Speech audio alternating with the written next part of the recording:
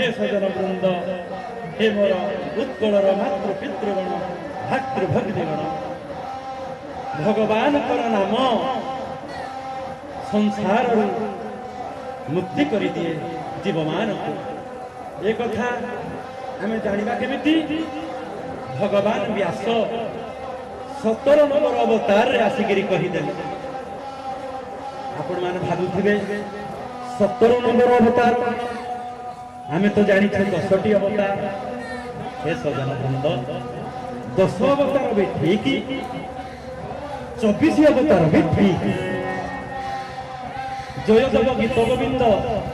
रे सी 10टी अवतार को से प्राधान्य देते तेणु आम 10टी अवतार बोली कहू। किंतु भगवान व्यास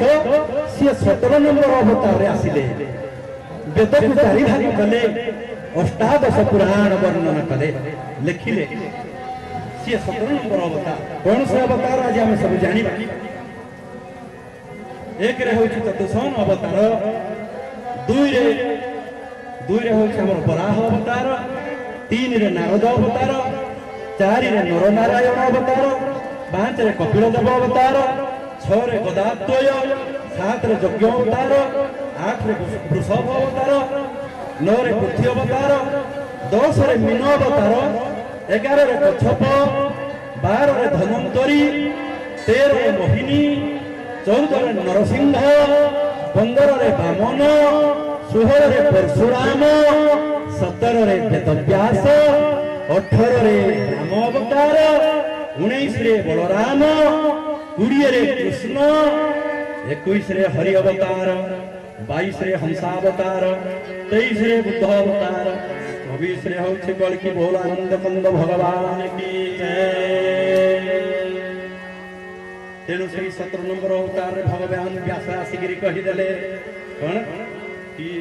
हरे नाम हरे नामैव केवलम कि कलौ नास्त्यैव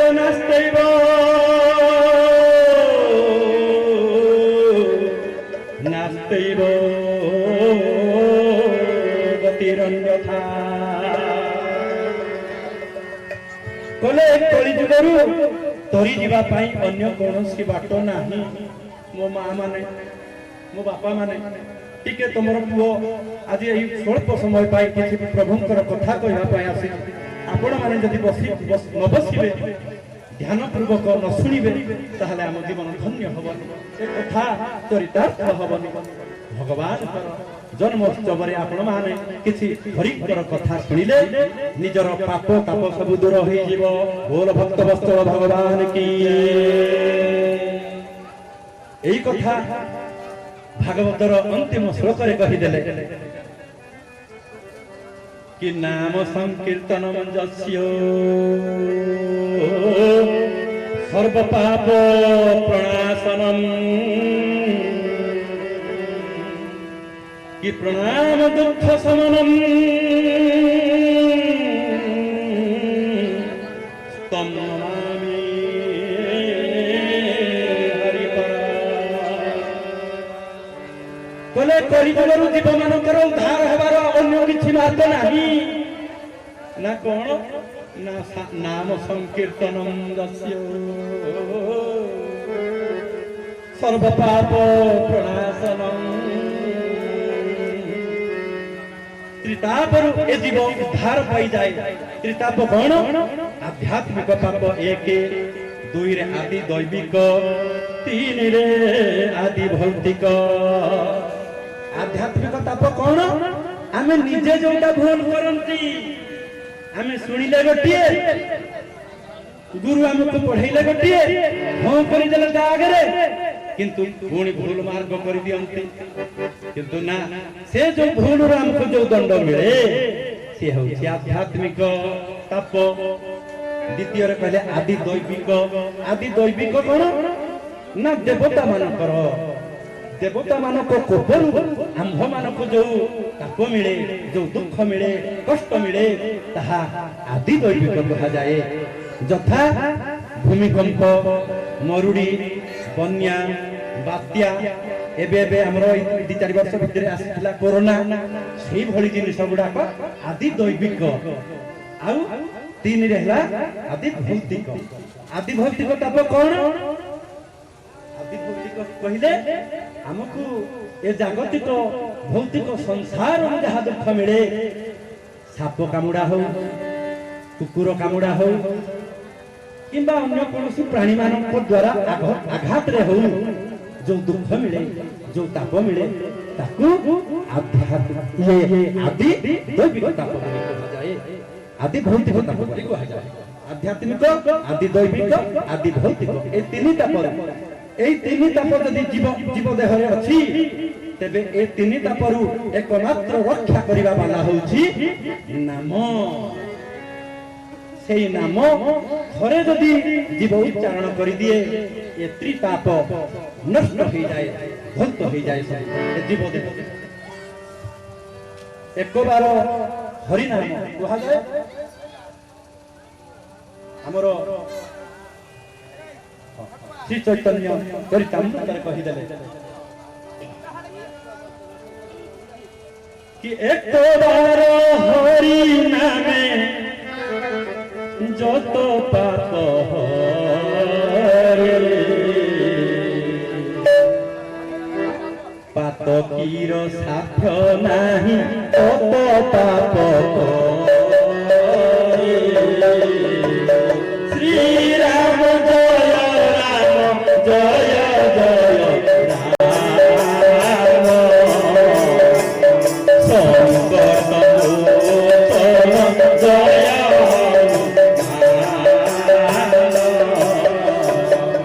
बोल भक्तवत्सल भगवान की कोले गोटे थर जदि नामकु श्रद्धार सहित भक्तिर सहित जीव उच्चारण कर दिए जानू जानू हो न जानी भी हो जदि उच्चारण कर दिए ताहले घोर संसार तार समस्त ताप दुख पाप आदि नष्ट हो जाए से आउ ता जीवन भी सतिकी पाप कहि पारे नि मा हे मोर बापा हे मोर भाई हे बंधु मान आमे संसार को आसी छे कर्म करिबा पई कर्म एभली भाबरे करिबा से कर्म धर्म थिब तेणु आमे ए स्वल्प समय भितर किछि भगवान परिसर कहिबा नामर महिमा विषय कहिबा थरे ठाकुर अभिराम परमहंस सत्संग दउथांती सत्संग करुथांती हरि कथा कहुथांती अनेक जन समागम भी होई थाए तन्मध्यरु तांकर जणिए शिष्यटी छिड़ा होई पड़िला कहला हे गुरुदेव अनेक दिनरु मो मनरे एक प्रश्न उठी मारुछि हेले सुजोग नथिबारु मु आपनको कहि पारिनि से प्रश्न आज आपण अनुमति देले मु से प्रश्न को निर्भय रे प्रकाश करिबि ठाकुर अभिराम परमहंस कहिले कौन से प्रश्न निर्भय रे प्रकाश कर शिष्य जनक कहिले कहले हे गुरुदेव आम्भे सुनिछु भगवान बड़ ना तांको नाम बड़ कारण मु साधारण भक्तटीए होई मध्य मु ए कथा को जानि पारु माने राम बड़ भगवान ना तांको नाम बड़ ठाकुर अभिराम परमहंस कहिदेले कहले हे शिष्य बस स्मित हास्य पूर्वक अभिराम परमहंस कहिदेले कहले मु गोटिए छोट कहानी कहूची कहानी रो अंतिम रे तुमे सब जानि पारिबो भगवान राम बड़ ना तांको नामटा बड़ अनेक दिन तलर कथा त्रेतया जुगर कथा सुकांत बोली जने राजा थिले धर्मपरायण प्रजावत्सल राजा से थिले सत्संगी थिले साधु प्रेमी थिले सी दिने सुनिबा पाइले सुमेरु पर्वत रे साधु सम्मिलनी हेबाक जाउछि तेणु सी तो साधु प्रेमी सी तो सत्संग प्रेमी तेणु राज्य भार मंत्री को देई सी सत्संग रे जोग देबाकू बाहरी पड़ी जाउचंती बाटरे देवर्षि नारद भेट पड़ी गले मुखरे प्रभुंकर नाम हस्तरे विराम आदर प्रभुंकर नाम को जपी जपी आसुचंती श्रीमन नारायण नारायण नारायण श्रीमन नारायण नारायण नारायण श्रीमन नारायण नारायण नारायण श्रीमन नारायण नारायण नारायण लक्ष्मी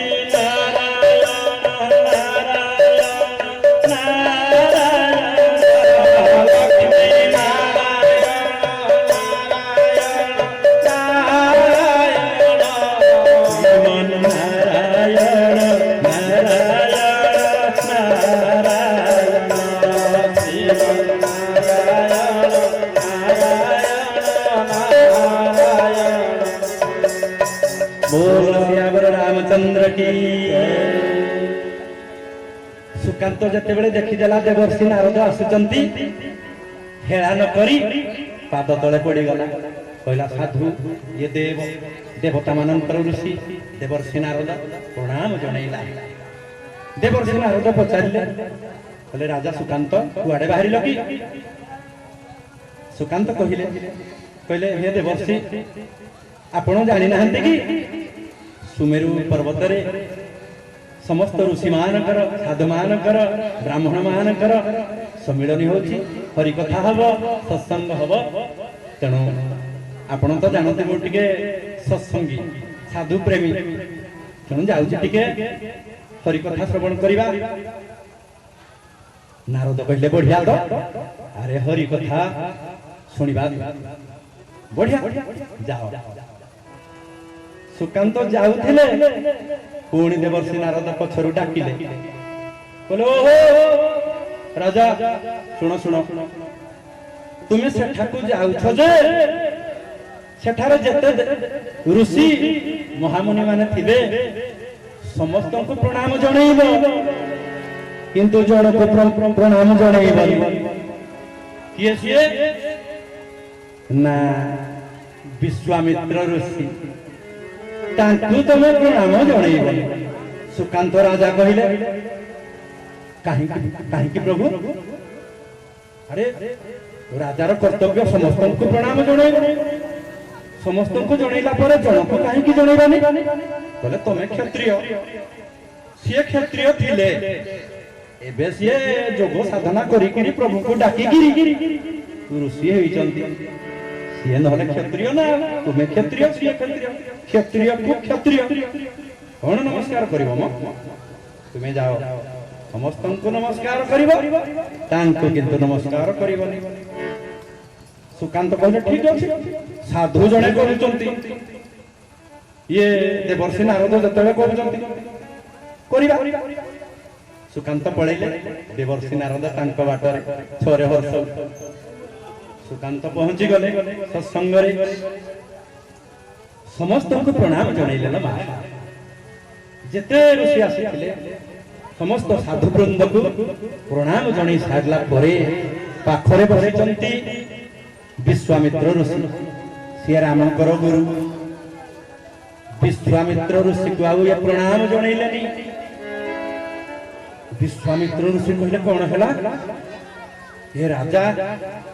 समस्त को प्रणाम कला हेले मते काहे कि असम्मान जणैला प्रणाम जणैलानी ए कथाटा बहुत बाधिला लो मा विश्वामित्र ऋषि क्रोधरे जळी गले यथाविधि सत्संग कार्यक्रम सरी गला समस्त प्रसाद सेवन करी निज निजर घर को बाहुड़िले किंतु विश्वामित्र ऋषि आउ कौन सी कथा कले ना खाइले ना घर को भी गले सीधा चलिले अयोध्या अयोध्या पहुंची गले विश्वामित्र ऋषि देखीदेले लक्ष्मण अछंती विश्वामित्र ऋषि को लक्ष्मण देखिकी प्रणाम जणाइले कहले गुरुदेव कौन है दीपहर कुआडे आसिले कहले राम कुआडे गला तुम भाई राम कुआडे गला ना बड़ भाई टिके विश्राम करुचंती राज्य भार सारिकी से बड़ भाई टिके विश्राम करुचंती कहले राजा जदि विश्राम करे दिन रे साधु मानकर अवस्था तो यही हबो लक्ष्मण पचारिले कहले गुरुदेव कौन है कि कहले घोर अपमान साधु समाज को घोर अपमान हेछि कहले राम को डाक प्रथमे राम को कहले लक्ष्मण गले यांको पाटितुंड सुनिकी राम उठिकी पळे आसे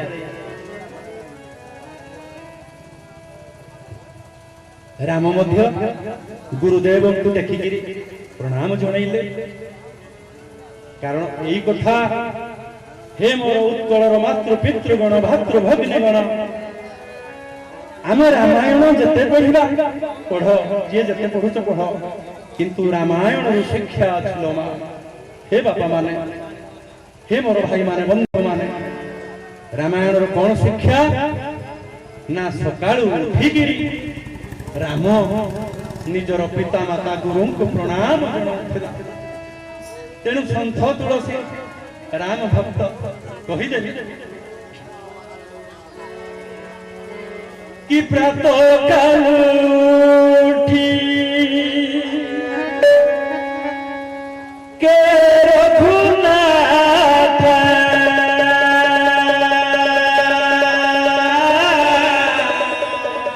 गुरु पितु नातु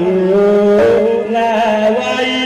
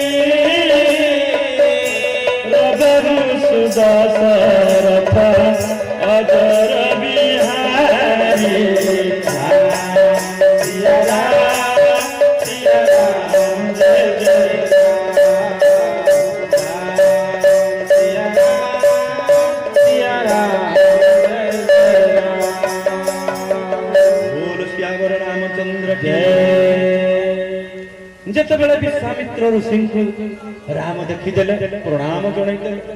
कहले गुरुदेव कौन है ये असमय कहीं दीपहर कहीं आपण विश्राम नवा कथा कहले राम तुम्हें प्रथमे सत्य कर जदि तुम्हें गुरु को सम्मान जान जदि तुम्हें गुरु को भक्ति कर तेबे तुम्हें सत्य कर तेबे मैं प्रकाश करी मां माने लो राम सत्य करी देले गुरुदेव प्रकाश कले कथा बोले हे राम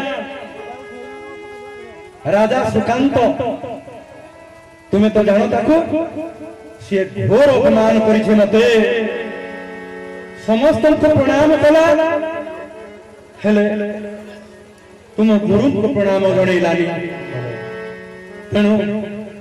एभली साधु को निंदा करिछि सिए तेणु तार बंचिबा कोनसी आवश्यक नहीं तुम्हें सत्य करिछ माने ताकु तमे काली तमे ताकु विनाश कर ताकु तमे मृत्यु दंड दब राम कहले ठीक अछि मो गुरु को जिए एभଳି अपमान दैछि तार ए संसार रे बंचिबा कोनोसी भी आवश्यक नहीं मु ताको ए धरा पृष्ठरु विनाश करिबी विनाश करिदेबी विनाश करिदेबी सत्य करूछि गुरुदेव चलिले ए कथाटा ए संवाद चारिआडे व्यापीबाक लागिला समस्ते जानी देले जे दशरथ नंदन राम राजा हमर प्रतिज्ञा करिछि जणे राजा को काली मृत्युदंड देबे निहत करिबे ए कथाटा जते बेले चारिआडे व्यापी गला सुकांत कानरे पड़ी गला राजा सुकांत कौन करिबो सी भी धर्म परायण सी भी प्रजावस्तु राजा भगवान को विश्वास करे भगवान कर नाम को भी विश्वास करे जते बेले सुनी देला भगवान राम कारण से राम को जानी छी भगवान बोली से जानी छी ये कथा कौन करिबो कौन पूजा पड़िला तांकू ए मंत्रणा जिए देछि कौन से खोजिले काहाकू ना देवर्षि नारद केमिति कौन करिबी खोजिले से देवर्षि नारद को ले कुआडे पाइले खोजु खोजु खोजु खोजु देवर्षि नारद आसी गले मिली गले खुशी हे गले सुकांत मन दुख रे बसी चंती संगे संगे प्रणाम जणाइले देवर्षि नारद कहले कौन हला तुमे तो जाइथिलो सत्संग को जाइथिलो कोन कौन हला कहले हे नारद हे देवर्षि मते उपाय बतांतु नहले काली मु ए संसार रे आउ रहिबेनी कहले काहे की ना आपण को कहिबा मुताबिक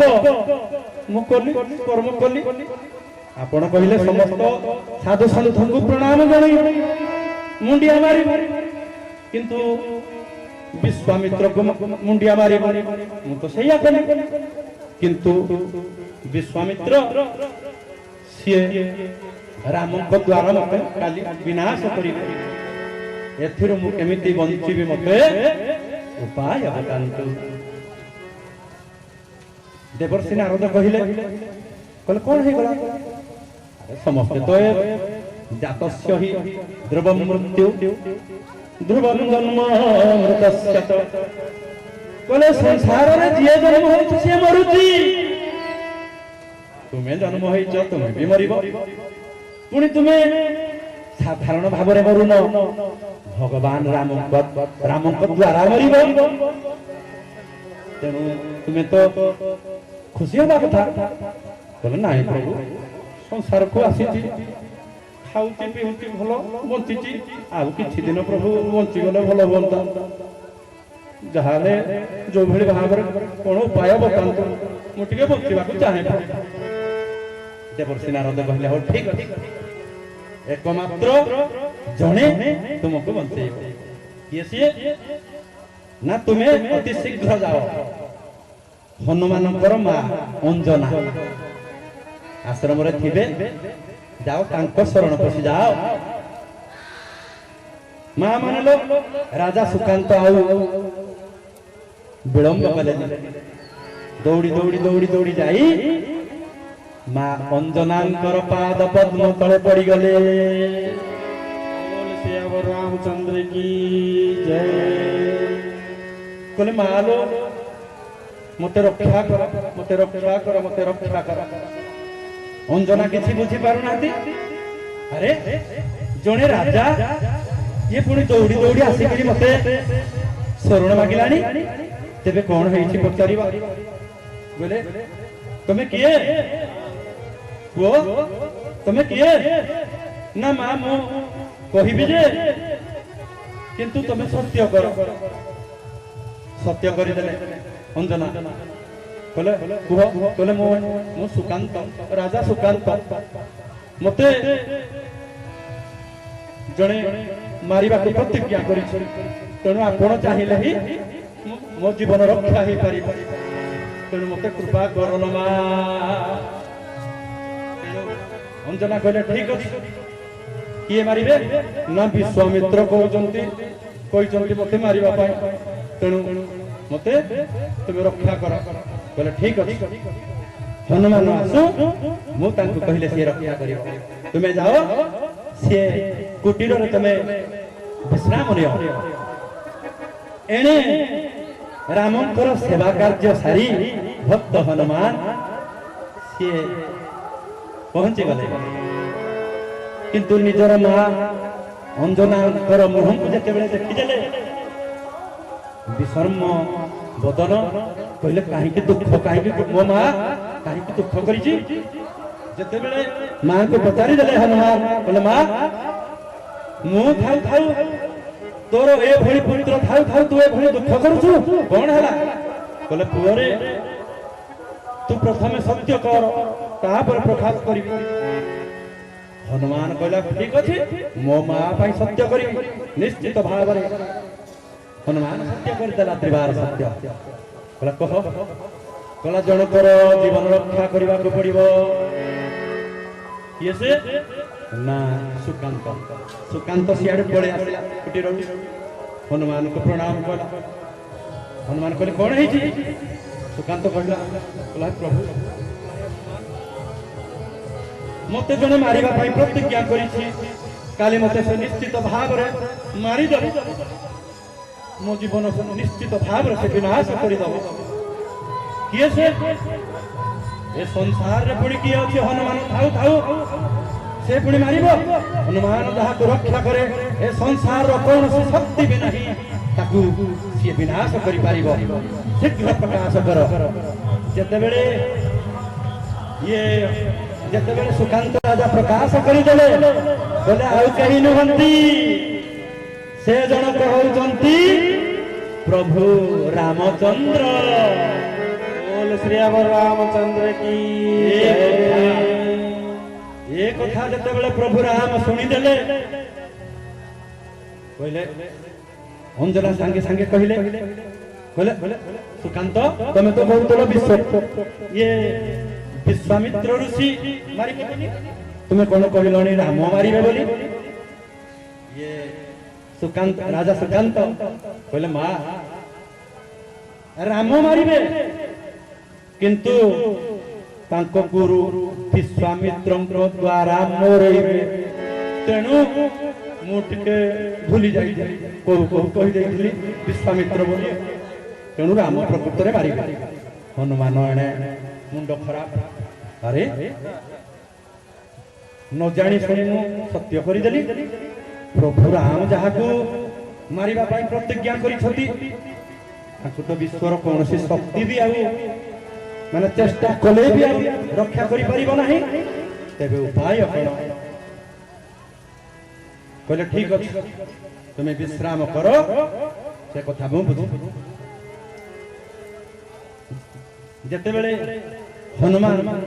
कहीं परदिन तार दिन सकाळ सकाळ जेतेबेले रामंकर सेवा करिया पाई गले रामायण गोटे धनु सर घसुचंत हनुमान पचारि देले कहले प्रभु प्रणाम कले कहले प्रभु कुआडे बाहरल कि ना आज जणे धृष्टता करिछि जणे जीव को आज विनाश करि ताकू मृत्यु दंड दे ताकू विनाश करि ना किए प्रभु ना से जन कहछि सुकांत